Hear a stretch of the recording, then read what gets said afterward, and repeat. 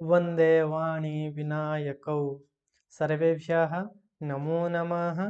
अहं गणेशविश्वालः प्रशिक्षितः संस्कृतशिक्षकः केन्द्रीयविद्यालयः। भवतां सर्वेषां सप्तमी कक्षायाः एतस्मिन् कालांशे हार्दं सुस्वागतं शुभाभिवन्दनं च। प्यारे बच्चों, आज हम सप्तमी कक्षा के त्रयोदश पाठ अमृतम संस्कृतम इस शीर्षक का अभ्यास कार्य करेंगे। इससे पहले हम इस शीर्षक से संस्कृत भाषा के विषय में, संस्कृत भाषा के महत्व के बारे में बहुत सारे चीजें जान चुके हैं, बहुत सारे सूक्ष्म तत्वों के बारे में अवगत हुए हैं। तो आइए बच्चों, समय नष्ट ना करते हुए इस सुंदर शीर्षक का अभ्यास कार्य मिलकर समाधान करते हैं। तत्र हमारे अमृतम संस्कृतम इस शीर्षक को शुरू करने से पहले हम एक सुंदर सा श्लोक को एक बार देख लेते हैं जो हमारे इस पाठ्यांश में है। वह श्लोक इस प्रकार है। अमृतम संस्कृतम मित्र सरसं सरलम वचः भाषासु महनीयं यद् ज्ञान विज्ञान पोषकम्। तत्र अस्माकं अभ्यासकार्यस्य प्रथमप्रश्नः प्रश्न भवति उच्चारणं कुरुत, अर्थात यहाँ पर कुछ पद दिए गए हैं हमारे पाठ्यांश से, हम इन पदों को स्पष्ट उच्चारण करेंगे। तो बच्चों, आप भी मेरे साथ साथ इन पदों का स्पष्ट उच्चारण का अभ्यास कीजिए। उपलब्धासु संगणकस्य, संगणक अर्थात कंप्यूटर को हम संस्कृत में संगणकम बोलते हैं। चिकित्सा शास्त्रम, वैशिष्ट्यम, भूगोल शास्त्रम, वाङ्मये विद्यमानाः, अर्थशास्त्रम, इस प्रकार है जो कि हमको पता है, हम पढ़े हैं इस शीर्षक में।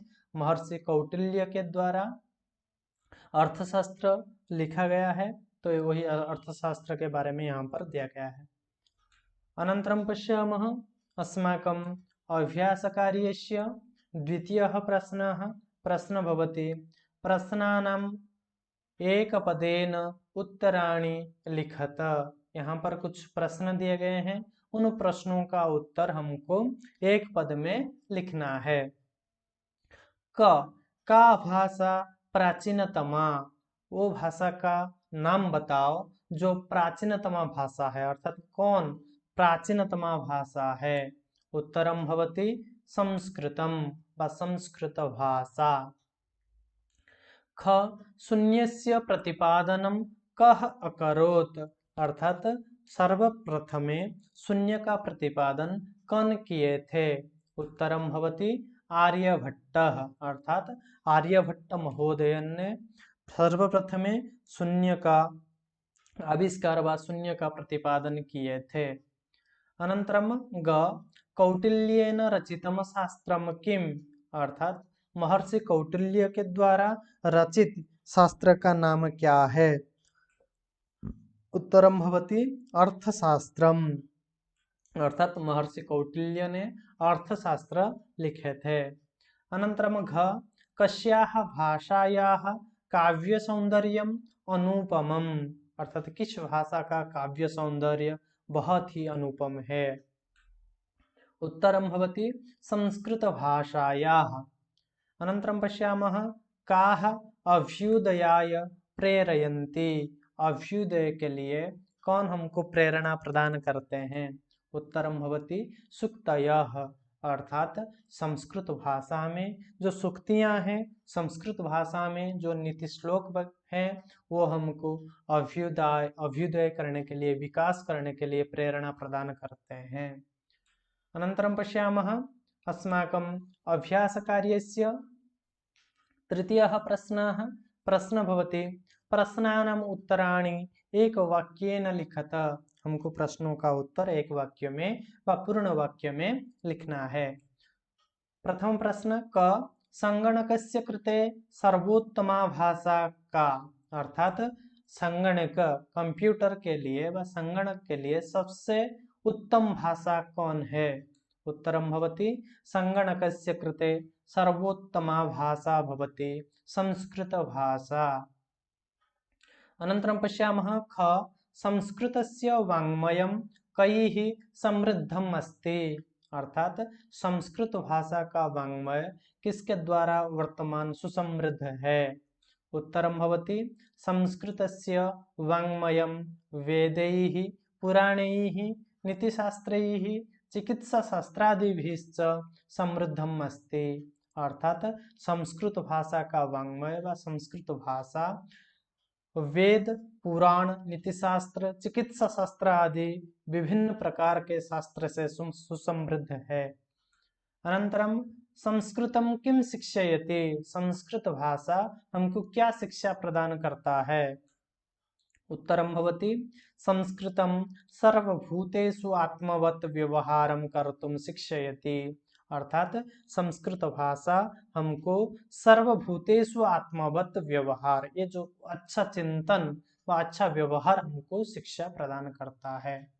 अनंतरम अस्माभिः संस्कृतम किमर्थम पठनीयम, हमारे द्वारा संस्कृत क्यों पढ़ा जाना चाहिए व हम क्यों संस्कृत पढ़ें, इस प्रकार का प्रश्न का उत्तरम भवति संस्कृते महापुरुषाणां मतिः उत्तमजनानां जीवनपद्धतिः च वर्णिताः सन्ति, अतः अस्माभिः संस्कृतं पठनीयम्, अर्थात संस्कृत भाषा में महापुरुषों का जो मति अर्थात उनका बुद्धि उनका ज्ञान और उत्तम जनानां जीवन पद्धति ही, और जो उत्तम लोग हैं जो महापुरुष है जो महर्षिगण है उनका जीवन पद्धति भी इस संस्कृत भाषा में वर्णित है, अतः हमको संस्कृत पढ़ना चाहिए और उन महापुरुषों का जीवन के बारे में हमको जानना भी चाहिए।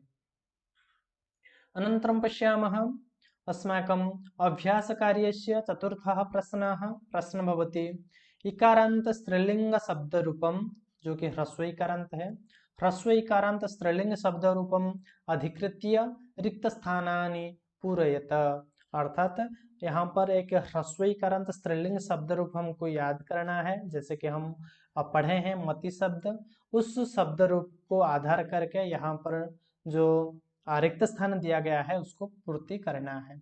जैसे कि गति शब्द है उसका प्रथमा विभक्ति का रूप किस प्रकार है ना, गति ही गति गतयः। उसी प्रकार मति शब्द जो कि ह्रस्व इकारांत स्त्रीलिंग शब्द है उसका प्रथमा विभक्ति हमको बनाना है मते ही मति मतयः। अनंतरम बुद्धि शब्द का द्वितीय विभक्ति का रूप है बुद्धिम बुद्धि बुद्धि। उसी प्रकार प्रीति शब्द से द्वितीय विभक्ति रूपम भवति प्रीतिम प्रीति प्रीतिः।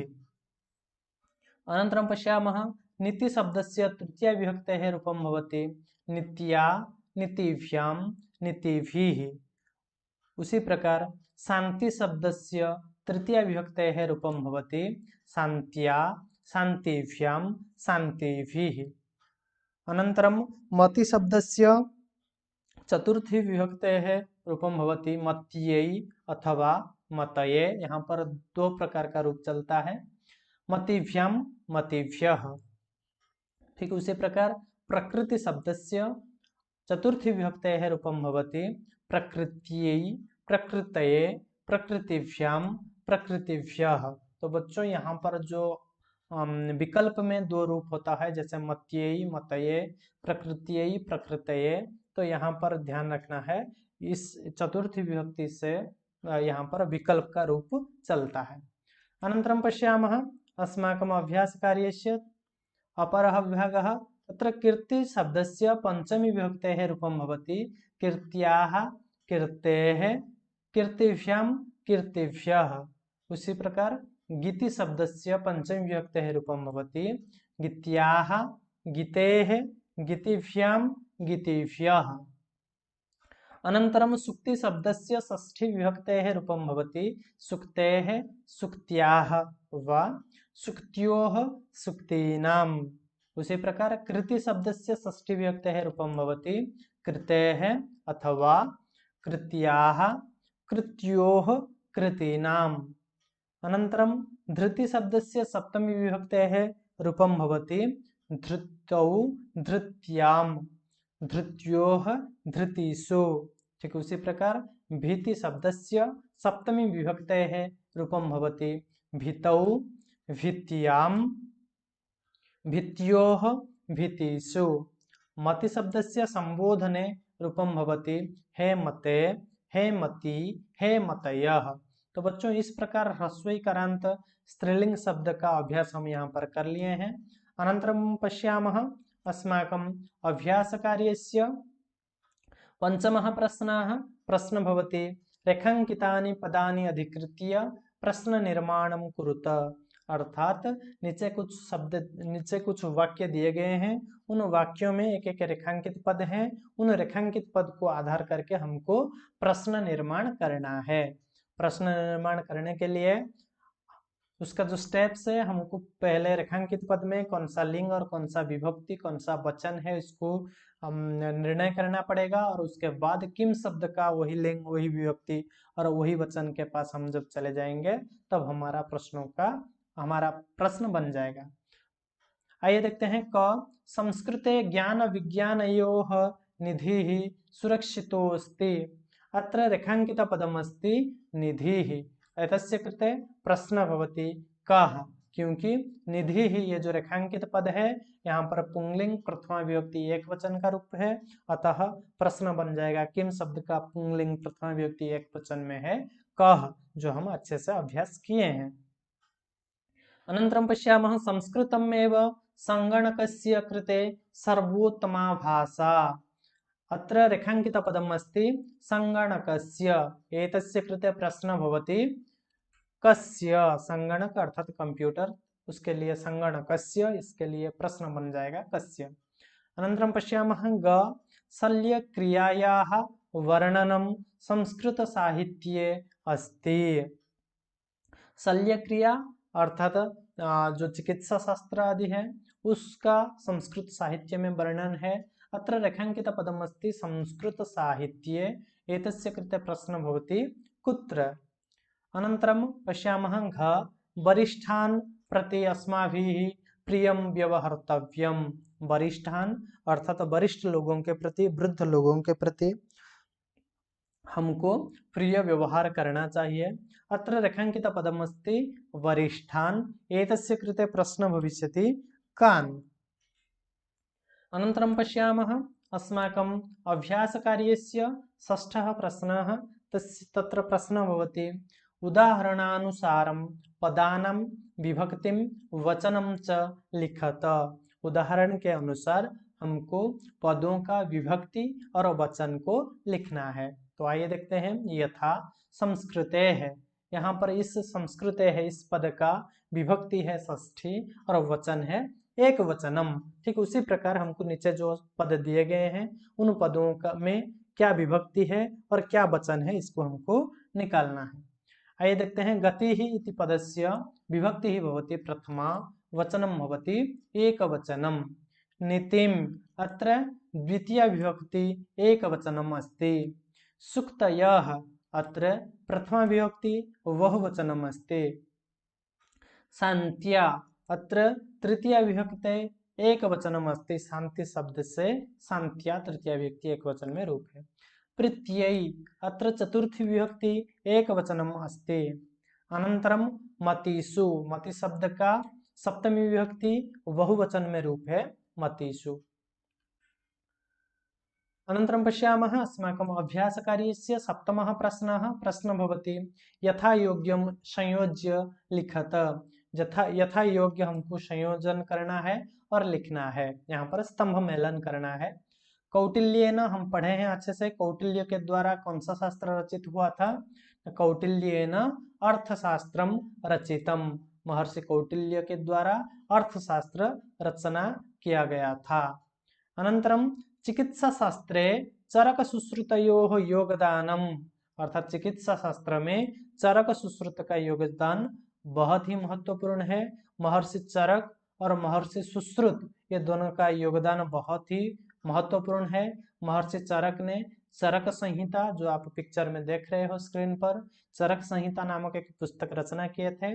और महर्षि सुश्रुत ने सुश्रुत संहिता इस प्रकार एक पुस्तक रचना किए थे। इसी प्रकार चिकित्सा शास्त्र में चरक और सुश्रुत ये दोनों महर्षियों का योगदान बहुत ही महत्वपूर्ण है। अनंतरम शून्यस्य आविष्कर्ता आर्यभट्टः। शून्य का प्रतिपादन व शून्य का आविष्कार सर्वप्रथम आर्यभट्ट महोदय ने किए थे, जो कि एक अच्छा संस्कृतज्ञ थे। अनंतरम संस्कृतम ज्ञान विज्ञान पोषकम। ये जो संस्कृत भाषा है वो प्राचीन ज्ञान विज्ञान का पोषक है। अनंतरम सूक्तयः अभ्युदयाय प्रेरयन्ति। संस्कृत वाङ्मय में, संस्कृत साहित्य में जो सूक्तियां वर्तमान के समय पर उपलब्ध हैं वो हमको अभ्युदय क्षेत्र में बहुत ही अच्छे से प्रेरणा प्रदान करते हैं, प्रेरण करते हैं। तो अतः इस प्रकार हमारा अमृतम संस्कृतम इस शीर्षक का अभ्यास कार्य को हम कंप्लीट कर चुके हैं। फिर भी आपको यदि कहीं भी कुछ भी प्रकार का समस्या हो रहा है, चिंता करने का जरूरत नहीं है। आप कमेंट बॉक्स में जाइए, आपका समस्या वहां पर लिख दीजिए, मैं निश्चित रूप में आपका समस्या का समाधान कर लूंगा। तो बच्चों, आज के इस कालांश को हम यहीं पर विरमित करते हैं। फिर मिलेंगे अगले एक नया वीडियो के साथ, अगले एक नया कालांश में। धन्यवाद। नमो नमः।